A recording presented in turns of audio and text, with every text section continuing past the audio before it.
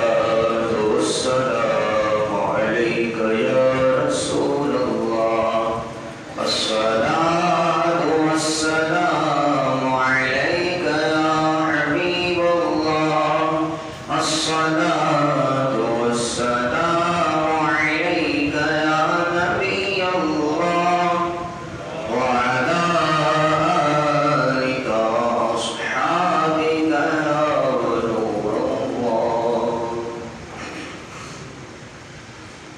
محترم پیارے بھائیوں،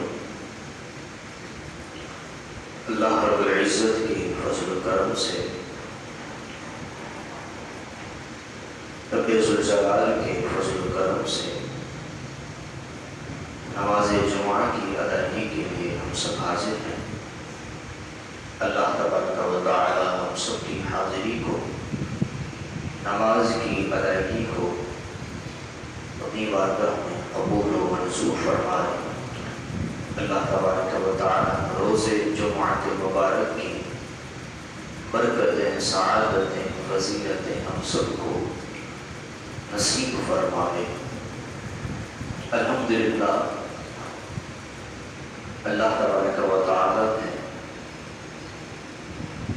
ہمیں ایسی لازوال نعمت سے سرفراز فرمایا ہے کہ اس نعمت کی کوئی قیمت نہیں، اس نعمت کا کوئی بدلہ نہیں،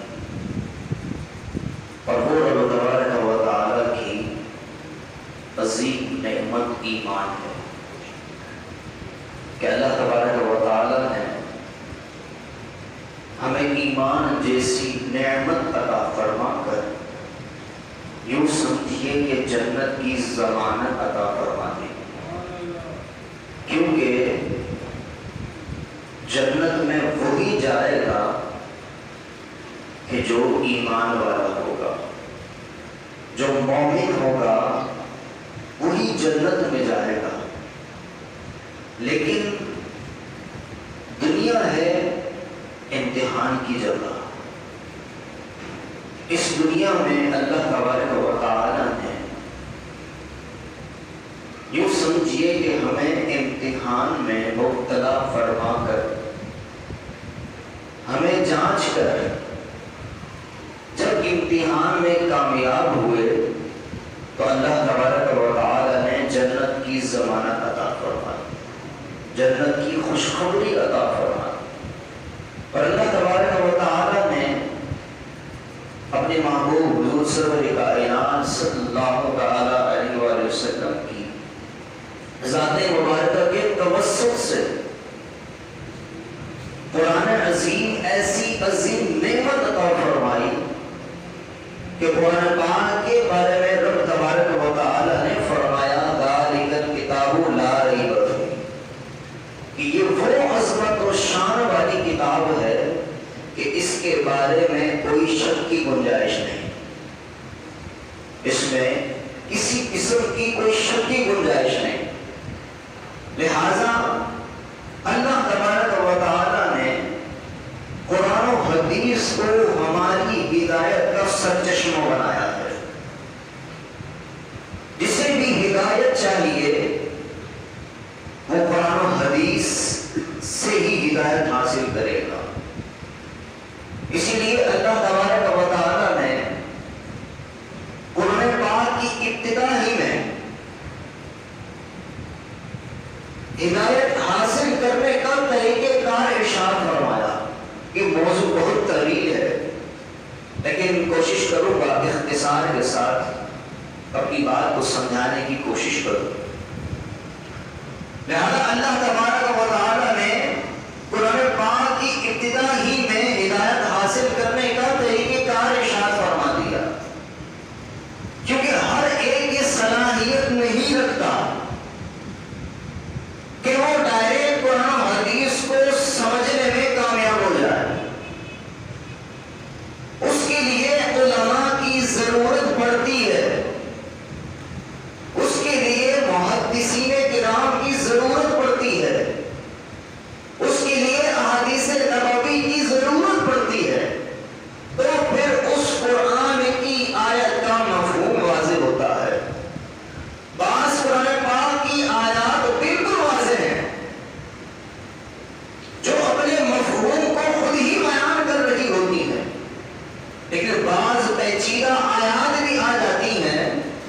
کہ جس کا مفہوم سمجھنے کے لیے ہماری سمجھ ناکافی ہوتی ہے.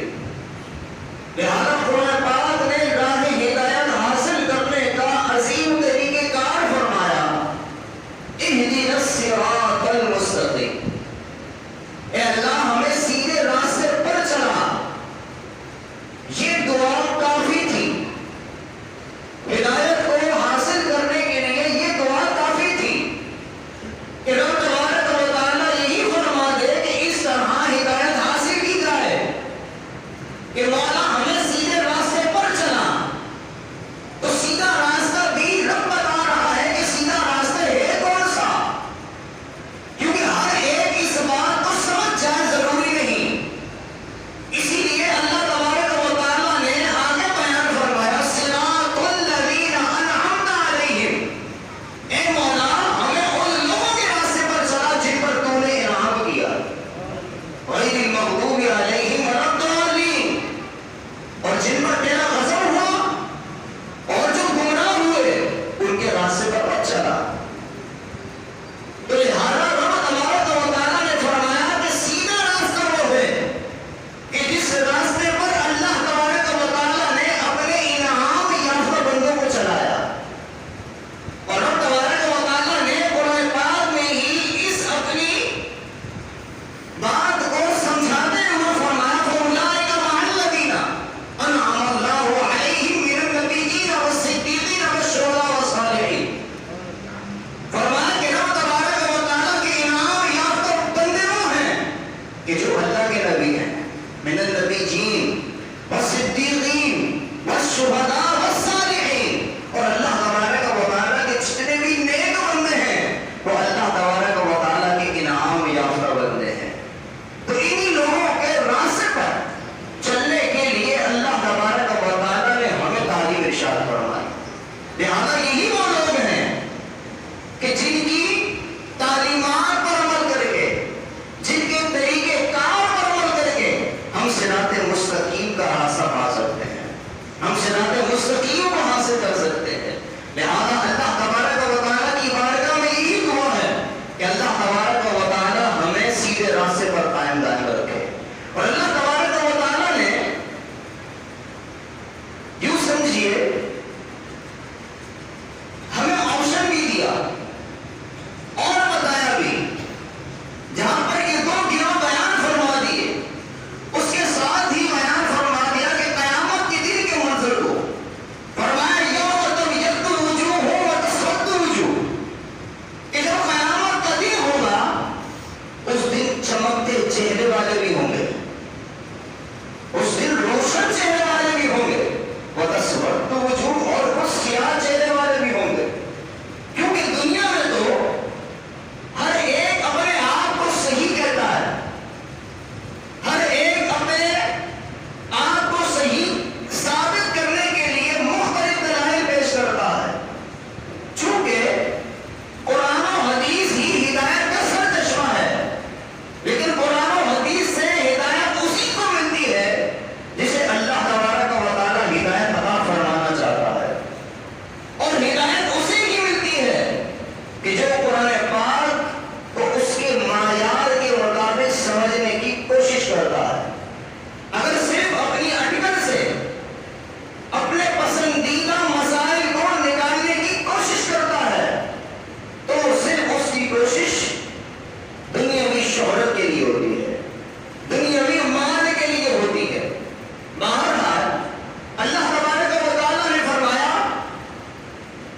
کہ قیامت کے دن کچھ سیاہ چہرے والے ہوں گے، کچھ چمکدار چہرے والے ہوں گے. تو چمکدار چہرے والے کون ہوں گے؟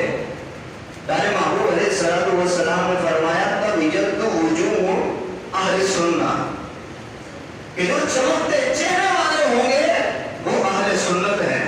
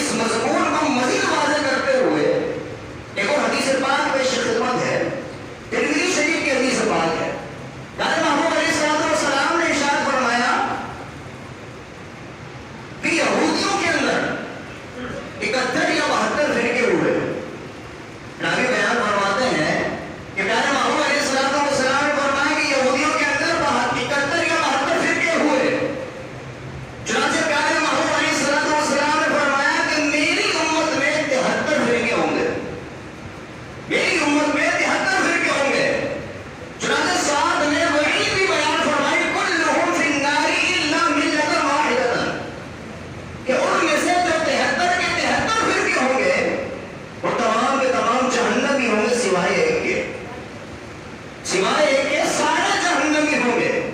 چنانچہ پیارے محبوب علیہ السلام کے صحابہ نے عرض کی یا رسول اللہ وہ ایک خوش نصیب فرقہ کون سا ہوگا؟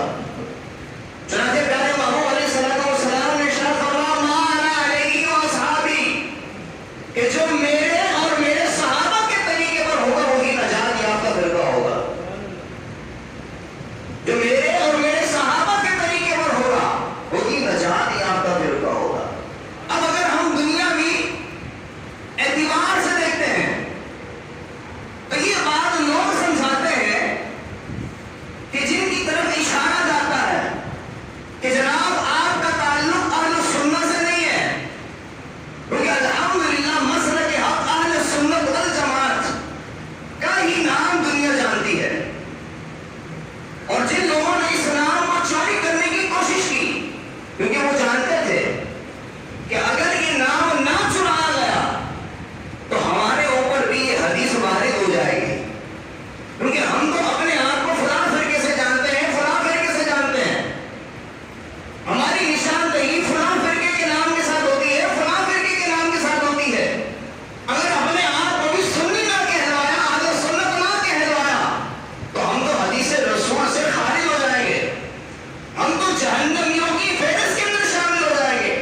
لہذا اس نام کو چوری کرنے کی کوشش کی گئی۔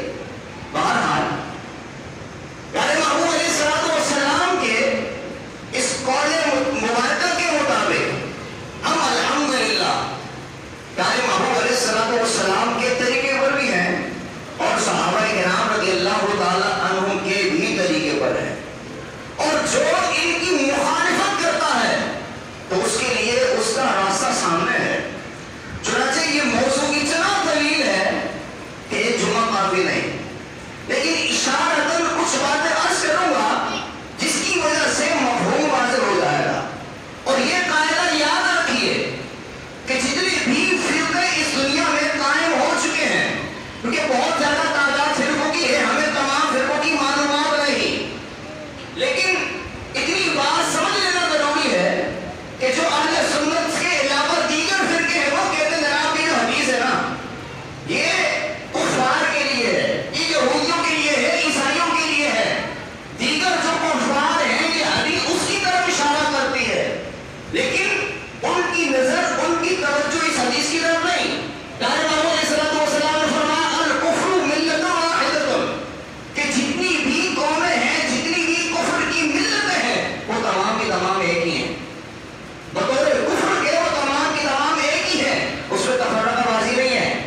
اگر ہے تو مسلمانوں کے اندر ہے، مسلمانوں کے اندر یہ فرقے پیدا ہوں گے۔ لہذا اس حدیث کو سمجھنے کے بعد، اس حدیث کو بیان کرنے کے بعد وہ تمام کے تمام لوگ غلط ثابت ہوئے۔ تو جو جناب کہتے ہیں کہ اس حدیث پاک سے یہودی اور عیسائی مراد ہیں، دیگر کفار مراد ہیں، چنانچہ وہ مراد نہیں ہے۔ لہذا ان کا ٹارگٹ جو ہوتا ہے دیگر فرقوں کا، ان کا ٹارگٹ پیارے محبوب علیہ السلام کی ذات گرامی ہوتی ہے، جس سے یہ بات واضح ہو جاتی ہے کہ یہ اہل بدعت سے تعلق رکھتے ہیں، کیونکہ صحابہ کرام رضی اللہ تعالیٰ عنہم کی تعلیم یہ ہے کہ میرے محبوب علیہ السلام غیب دان ہے۔ رب تبارک و تعالیٰ کا قرآن بھی گواہی دیتا ہے، لیکن دیگر فرقے والے اس کی مخالفت کرتے ہیں کہ نہیں جناب پیارے محبوب علیہ السلام غیب نہیں ہے، قرآن پاک کی آیات سے ثابت کرتے ہیں، احادیث طیبہ سے ثابت کرتے ہیں، لیکن ہم بھی الحمدللہ قرآن کو ماننے والے ہیں،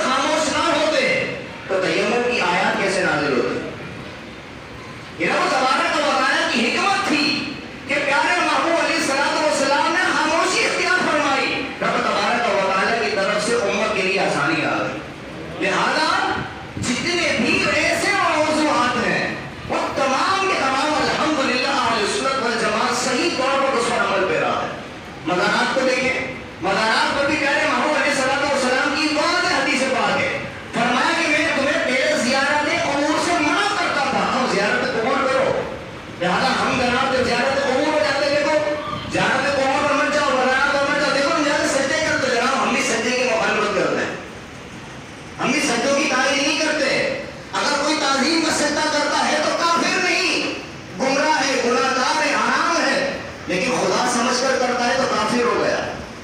اگر مزار پر جا کر کوئی جانے گھنٹی بجاتا ہے، کیونکہ بعض مزارات کی اطلاع ہے کہ وہاں پر گھنٹیاں لگا دی گئی ہیں، تو اگر کوئی مزار پر جانے والا مندر کی طرف گھنٹی بجا کر پھر مزار پہ جاتا ہے، ہم اس کی بھی مخالفت کرتے ہیں، اس کا اہل سنت کے ساتھ کوئی تعلق نہیں ہے۔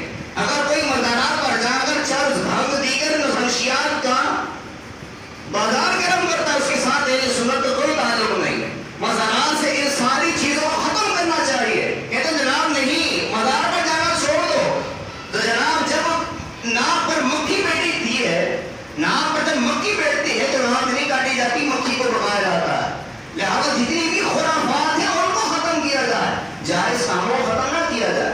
شادی میں کتنی خرافات ہیں، کوئی یہ نہیں بولتا جناب شادی چھوڑ دو، شادی کی خرافات چھوڑنا کلبندی ہے، شادی چھوڑنا کلبندی نہیں ہے۔ بہرحال اللہ تبارک و تعالی ہم سب کی ایمان کی حفاظت فرمائے، وما علینا الا البلاغ۔